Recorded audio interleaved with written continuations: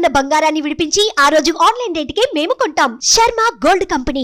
నమస్కారం, welcome to Suman TV. నేను గీతాంజలి. ప్రస్తుతం మనతో పాటు ప్రముఖ ఆధ్యాత్మికవేత్త, ఋగ్వేద అధ్యాపకులు, హిందూ ధర్మక్షేత్రం వ్యవస్థాపకులు సంతోష్ కుమార్ ఘనపాటి గారు ఉన్నారు. వారితో మాట్లాడదాం. గురుగారు నమస్కారం అండి. నమస్కారం అమ్మా, మంగళం మహత్వం. గురుగారు, చాలా సందేహాలు నిత్య జీవితంలో ఎదుర్కొంటూ ఉంటాము. అదే సరైన వ్యక్తుల దగ్గర ఉంచితే మాకు సరైన సమాధానం వస్తుంది అనేది మా భావన. అందులో భాగంగా చాలా మంది కామెంట్స్ రూపంలో అడిగిన క్వశ్చన్స్ లో బ్రహ్మ ముహూర్తం గురించి ఎన్నిసార్లు అడిగినా కూడా ఒక కన్ఫ్యూజన్ అండి. బ్రహ్మ ముహూర్తం కరెక్ట్ గా అసలు ఏ సమయానికి? బ్రహ్మ ముహూర్తం ఒక మనిషి జీవితాన్ని నిజంగా మారుస్తుందా? ఆ సమయంలో లేస్తే ఖచ్చితంగా వాళ్ళ లైఫ్ లో ఒక చేంజ్ చూస్తామా అని చెప్పి కొంతమంది అడిగారు. ఇది నాకు స్వతహాగా అడగాలనిపించింది. ఎప్పుడండి కరెక్ట్ సమయం ఏది బ్రహ్మ ముహూర్తం అంటే? మొట్టమొదటండి, పురాణాలు అలాగే ఇతర స్మృతుల్లో ఎక్కడ చూసినా కూడా బ్రాహ్మీ ముహూర్తే ఉత్థాయ అని ఉంటుంది. బ్రాహ్మీ ముహూర్తంలో లేచి అని మొదలవుతుంది. నిత్య విధులు అని చెప్పాలంటే హిందువులకు అలాగే మొదలవుతుంది. సరే, పురాణాలు స్మృతుల్లో ధర్మశాస్త్రాల్లో చెప్పారు, బానే ఉంది. ఆయుర్వేదంలో కూడా ఎందుకు చెప్పారు? ఆయుర్వేదంలో కూడా బ్రాహ్మీ ముహూర్తంలో నిద్ర లేవాలి అనే మాట ఉంది. దీనికి కారణం ఏమిటి అని అంటే, బ్రాహ్మీ ముహూర్తం మీద కొన్ని పరిశోధనలు కూడా ఆధునిక కాలంలో జరిగాయి. మొదటగా బ్రాహ్మీ ముహూర్తం అంటే ఏంటో చూద్దాం. సూర్యోదయానికంటే 48 నిమిషాల ముందు కాలాన్ని బ్రాహ్మీ ముహూర్తం అంటారు అని కొంతమంది అంటారు. 48 నిమిషాల ముందు 48 నిమిషాల కాలం అని కూడా అంటారండి. నాకు తెలిసినంత వరకు బ్రాహ్మీ ముహూర్తం గురించి చెప్పాలి అని అంటే, సూర్యోదయం 6 గంటలకు అనుకోండి. ఉదాహరణకి 6 గంటలకు సూర్యోదయం అయినప్పుడు 48 నిమిషాల ముందు కాలము అని అంటే 5 నిమిషాల 12 సెకండ్ల నుండి 6 గంటల వరకు మీకు బ్రాహ్మీ ముహూర్తం అవ్వాలి. ఇదే బ్రాహ్మీ ముహూర్తం అని కొంతమంది అంటున్నారు. కొంతమంది అలా కాదండి, 48 నిమిషాల ముందు 48 నిమిషాలు అని అంటే కనుక అప్పుడు మనకేమవుతూ ఉన్నది, దాదాపుగా 4 గంటల 24 నిమిషాల ముందు నుండి 5 గంటల 12 నిమిషాల వరకు ఇది బ్రాహ్మీ ముహూర్తం అనేటటువంటిది కూడా ఉందండి. నా అభిప్రాయం కూడా అదే. ఎందుకంటే మరీ సూర్యోదయానికి ముందు బ్రాహ్మీ ముహూర్తము అని మనం చెప్పడం కాకుండా ఈ 2 కాలాల్లో కూడా శ్రేష్టమైనవే.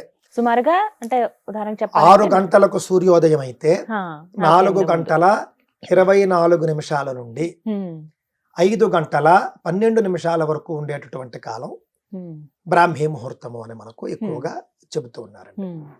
అంటే దాదాపుగా సూర్యోదయానికి 1.5 గంటల ముందు బ్రాహ్మీ ముహూర్తం ప్రారంభమవుతుంది అనే విషయాన్ని దృష్టిలో పెట్టుకోండి. సూర్యోదయానికంటే 1.5 గంటల ముందు ప్రారంభం అవుతుంది. ప్రారంభమైన తరువాత 48 నిమిషాల కాలం బ్రాహ్మీ ముహూర్తం ఉంటుంది. బ్రాహ్మీ ముహూర్తంలో నిద్ర లేవాలి అని చెప్పారు. కానీ ఆ ముహూర్తం అంత శక్తివంతమైందా అండి?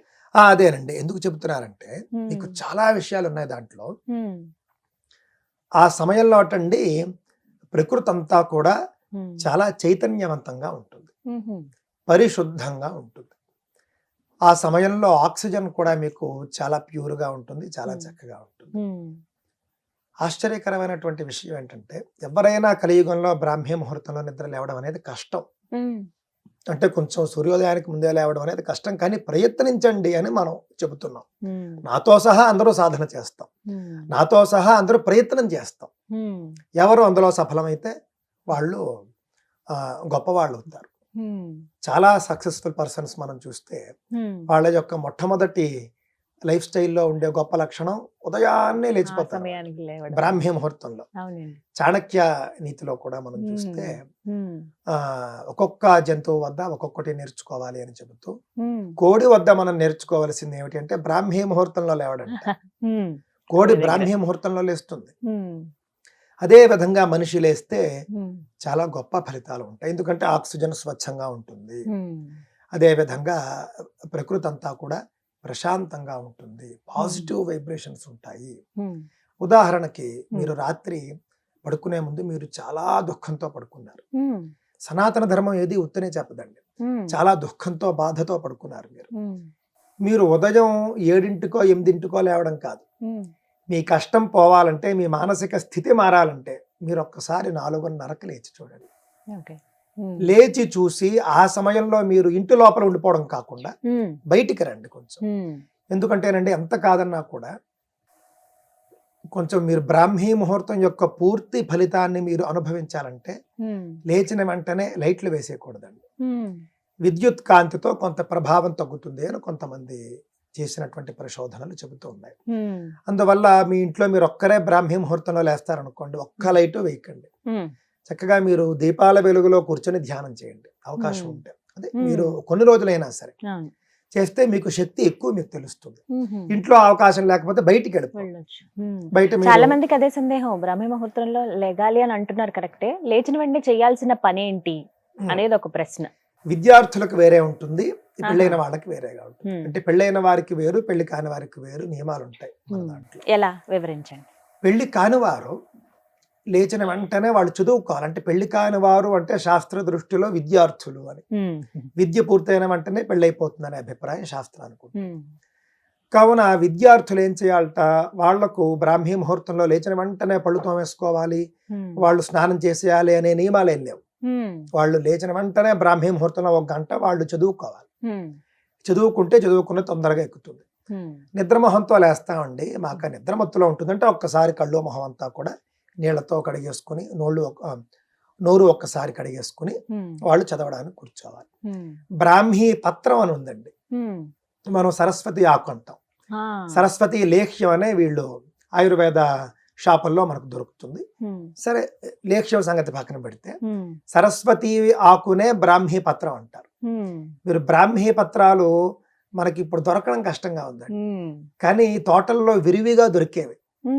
ఆ ఆకు చాలా చేదుగా ఉంటుందండి. ఒక్క ఆకు, అంతకుమించి ఎక్కువ తీసుకోకూడదు. ఒక్క ఆకు తీసుకుని అలాగ నోట్లో వేసేసుకోవడమే, పళ్ళు తోమకుండా నోరు కడుక్కుంటే చాలు. మీరు ఆకు నోట్లో వేసేసుకోవాలి. వేసేసుకుంటే బ్రెయిన్ కి చాలా అద్భుతంగా శక్తిని ఇస్తుంది ఆ యొక్క బ్రాహ్మీ పత్రము. బ్రాహ్మీ ముహూర్తంలో నిద్ర లేవడం, బ్రాహ్మీ పత్రాన్ని తినడం, బ్రాహ్మీని పూజించడం. బ్రాహ్మీ అంటే సరస్వతీదేవి.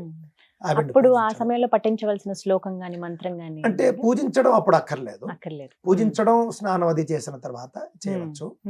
విద్యార్థులు సరస్వతీ స్తవాన్ని చదవాలండి. యాజ్ఞవల్క్య కృత సరస్వతీ స్తవం. అది కొంచెం పెద్దగా ఉంటుంది, మాకంత సమయం లేదండి చదవలేము అంటే బ్రాహ్మీ 12 నామాని అన్నారు. అందరికీ దొరుకుతున్నాయి ఇప్పుడు. సరస్వతి 12 నామ స్తోత్రం అని ఉంటుంది. ఆ 12 నామాలు చదివితే చాలు. 12 సెకండ్లు పడుతుంది. సెకండ్కి ఒక నామం అంతే. సరస్వతి అంటే ఎంతసేపు పట్టిందండి? 1 సెకండ్, 2 సెకండ్లు వేసుకోండి.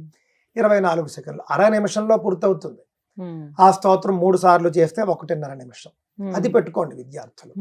బ్రాహ్మీ పత్రాలు తినడం అలవాటు చేసుకోండి. ఎక్కువ తినకండి. ఎక్కువ తింటే పిచ్చి ఎక్కుతుందని కూడా చెబుతారు కొంతమంది. అందువల్ల ఎక్కువ తినకూడదు. ఎంత ఏదైనా ఔషధం అది, కొంతే తీసుకోవాలి. ఆ విధంగా బ్రాహ్మీ ముహూర్తంలో లేచి ముఖము నోరు కడుక్కుని సరస్వతి ఆకు తిని విద్యార్థులు చదువుకోవడానికి కూర్చోవాలి. పెళ్ళైనటువంటి గృహస్థులు ఏం చేయాలట, బ్రాహ్మీ ముహూర్తంలో మొట్టమొదట లేచిన వెంటనే దంతధావనం అంటే కాలకృత్యాలు తీర్చుకోవాలి. కొంచెం ముందు లేచి 4కే లేచి కాలకృత్యాలన్నీ తీర్చేసుకుని, అంటే బాత్రూమ్కి వెళ్ళి వచ్చి పళ్ళు తోముకొని స్నానానికంటే ముందు 5 నిమిషాలు కూర్చున్నట్టండి ఆ రోజు చేయవలసినటువంటి పనులన్నీ ఒక్కసారి ఆలోచించుకోవాలి. ఈ రోజు నేనేం చేయాలి, నా షెడ్యూల్ ఏమిటి వాళ్ళ, అంతేకాదండి ముందు రోజు చేసినటువంటి వాటిలో ముందు రోజు జరిగినటువంటి రోజు ఎలా గడిచిందో ఒక్కసారి గుర్తు తెచ్చుకుని అందులో తప్పొప్పులు ఒక్కసారి బేరీజ్ వేసుకోవాలట. నేను చేసిన తప్పులేమిటి, నేను చేసిన ఒప్పులేమిటి, తప్పుల్ని తగ్గించుకుని ఒప్పుల్ని అభివృద్ధి చేసుకుంటారు. ఈ యొక్క పరిశీలన ఏదైతే ఉందో దాన్ని అంటే ఒకసారి మళ్ళీ అంతా కూడా పునశ్చరణం అని చెప్పచ్చు. ఒక్కసారి మళ్ళీ అంతా కూడా మనం ఒక్కసారి ఆలోచించుకోవడం, ఇది బ్రాహ్మీ ముహూర్తంలో చేయాలి. ఎందుకంటే బ్రాహ్మీ ముహూర్తంలో సంపూర్ణంగా బుర్ర స్టాబిలైజ్డ్ గా పనిచేస్తుంది. మీకు ఓవర్ అంటే భావోద్వేగాలు ఎలా ఉంటాయంటేనండి, మీ అందరికీ అనుభవంలో ఉంటుంది. మీరు నిద్ర మధ్యలో అర్ధరాత్రి 1 గంటకి మీకు తెలివి వచ్చింది అనుకోండి, మీ మనస్సు ఆందోళనకరంగా ఉంటుంది. మనస్సు అంత పాజిటివ్గా ఉండదు. కానీ మీకు అర్ధరాత్రి 1 గంటకి మీరు ఏదైనా మీ సమస్యల గురించి మీరు ఆలోచిస్తే మీరు బెదిరిపోతారు. ఆ సమయంలో మీకు ఇంత సమస్యలా కనిపిస్తుంది. అదే మీరు బ్రాహ్మీ ముహూర్తమైనా పగలైనా కూడా ఇంతేనా అనిపిస్తూ ఉంటుంది. అందుకే మానవుడు రాత్రిపూట పడుకోవాలి, పగలు పని చేయాలి అనే నియమం వచ్చిందండి. రాత్రిపూట పడుకోవాలి అని చెప్పినటువంటి ధర్మం కూడా మనదే. ఎన్నింటికి పడుకోవాలి, ఇప్పుడు లేవాలి అన్ని చెప్పారు కదండి. 8 గంటల నిద్ర కదండి. అందువల్ల తెల్లవారుజామున బ్రాహ్మీ ముహూర్తంలో గృహస్థు చేయవలసినటువంటి పనులు ఇవి. ముందు రోజు చేసుకున్నటువంటి తప్పులు ఒప్పులు అన్ని కూడా చూసుకోవడం, తప్పులు దిద్దుకోవడం, ఒప్పులు పెంచుకోవడం. అలాగే ఆ రోజు చేయవలసినటువంటి పనులన్నీ కూడా పూర్తిగా ఒక్కసారి షెడ్యూల్ చెక్ చేసుకోవడం. చివరగా నేను ధర్మ మార్గంలో వెళుతున్నానా, అధర్మ మార్గంలో వెళుతున్నానా? ధర్మం అంటే ఏం లేదండి, ధర్మం అంటే మంచి, అధర్మం అంటే చెడు. నేను మంచి మార్గంలో వెళుతున్నానా, చెడు మార్గంలో వెళుతున్నానా అని ఒక్కసారి పరిశీలన చేసుకుని ఆ రోజుకు ఆయన తయారు చేసుకోవాలి. ఇది బ్రాహ్మీ ముహూర్తంలో చేయవలసిన. ఈ విధంగా అయితే ఖచ్చితంగా జీవితాలు మారుతాయి. బ్రాహ్మీ ముహూర్తం చాలా మందిని అలా గమనించాను నేను. అంతేనండి. బ్రాహ్మీ ముహూర్తాన్ని మనం కోల్పోతున్నాం. ఒక్కొక్కసారి మనం కూడా లేవలేం. ఉన్న ఫ్యాక్ట్ చెప్పాలి, వాస్తవం చెప్పాలి కదా. కానీ లేస్తే మాత్రం అందుకునేటటువంటి ఫలాలు, పైగా అండి 4:30కి మీరు లేస్తే ఒక 5 hours మీరు ముందు ఉంటారు. చాలా పనులు అయిపోతాయి. చాలా పనులు అవుతాయి ఉదయం లేస్తే. చాలా నేను కొంతమందిని గమనించానండి, వీడియోస్ ఇలా పెడుతుంటారు, రీల్స్ లో చూసినవే. పొద్దున్నే లేస్తున్నారు, లేవగానే చక్కగా మంచినీళ్ళు తాగటం, ఏమన్నా ఇంటి ముందు పెళ్ళైన వాళ్ళైతే ఇంటి పనులు ఏమైనా చేసుకోవటము, వెంటనే స్నానాలు అవి చేసేసి దీపారాధన చేసుకోవటము. అదే పెళ్లి కాని వాళ్ళైతే ఎక్కడికన్నా ఆలయానికి వెళ్ళి అక్కడ గోసేవ చేయడం ఆ సమయంలో, మళ్ళీ 6-7 వచ్చి టిఫిన్స్ అవి చేసేసుకుని మళ్ళీ కాలేజ్కో స్కూల్కో వెళ్ళిపోవటం. ఇవి నేను గమనించాను. చాలా అద్భుతమైనవి. బ్రాహ్మీ ముహూర్తం అది దేవ ముహూర్తం. బ్రహ్మాదయో దేవాహ అంటాం మనం. దేవతల్లో బ్రహ్మదేవుడే పెద్ద. దేవతల్లో అంటే మహావిష్ణువు శివుడు వేరు, మళ్ళీ బ్రహ్మదేవుడు కంటే పై స్థాయిలో ఉంటారు వాళ్ళు. కావున బ్రహ్మాది దేవతలు, బ్రహ్మ కింద వీళ్ళంతా వస్తారు. బ్రహ్మ సంబంధి ముహూర్తం అని అర్థం. బ్రాహ్మీ ముహూర్తం అంటే బ్రహ్మ సంబంధమైన ముహూర్తం. బ్రహ్మ సంబంధమైన ముహూర్తం అంటే ఏమిటి? దేవ ముహూర్తం అని అర్థం. కావున దేవ ముహూర్తంలో మనం ఏం చేయాలి?